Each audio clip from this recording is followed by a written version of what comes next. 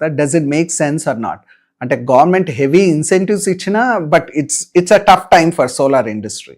And ఇంకొకటి Trump తీరు వల్ల, ఈ ట్రంప్ టారిఫ్స్ వల్ల అసలు ఏమనుకుంటున్నారు అక్కడ ఉన్న మన తెలుగు వాళ్ళు? ముందల నేను lot of Indian TV channels ఇవి ఫాలో అవుతూ ఉంటాను. మీరు నేషనల్ మీడియా అవనియండి, ఎవరన్నా అవనియండి, ది నెరేటివ్ ఎలా ఉందంటే ట్రంప్ టారిఫ్స్ ఓన్లీ ఇండియానే టార్గెట్ చేసినట్టు ఉంది. అది కాదండి.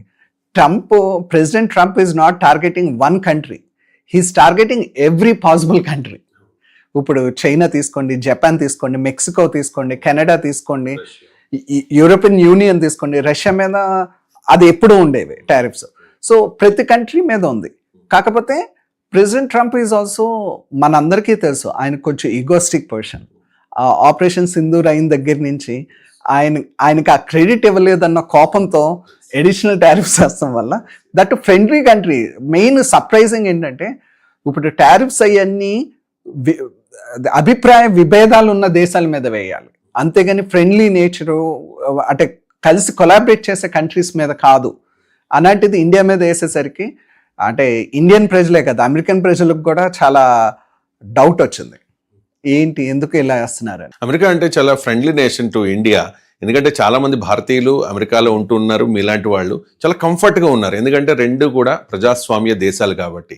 కానీ ఇప్పుడు ట్రంప్ తీరు వల్ల ఏదో అమెరికా ఇండియాకి శత్రు దేశం అన్నట్టుగా ఎస్టాబ్లిష్ అవుతోంది. అంటే ఇది Trump versus India, not America versus India, right? Nothing about.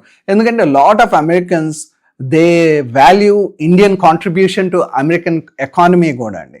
ఎందుకంటే మనకి ఇండియా నుంచి వలస వెళ్ళిన చాలామంది నాలాంటి వాళ్ళు కొన్ని లక్షల్లో ఉంటారు.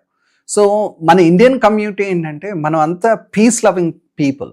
మనం అమెరికాకి వెళ్ళినా మన ఉద్యోగం ఏదో మన బిజినెస్ మనం చేసుకోవాలి. మన పిల్లలందరికీ హయ్యర్ ఎడ్యుకేషన్ ఎంత స్పెండ్ చేయాలి ఏంటి అనేది మన ఇండియన్ కిడ్స్కి, పేరెంట్స్కి they focus a lot on education everything. So మన next generation of Indian kids కూడా బాగా చదువుకుని మంచి మంచి కాలేజెస్లో ఉంటారండి. So we have always been contributors to economy. And also మీరు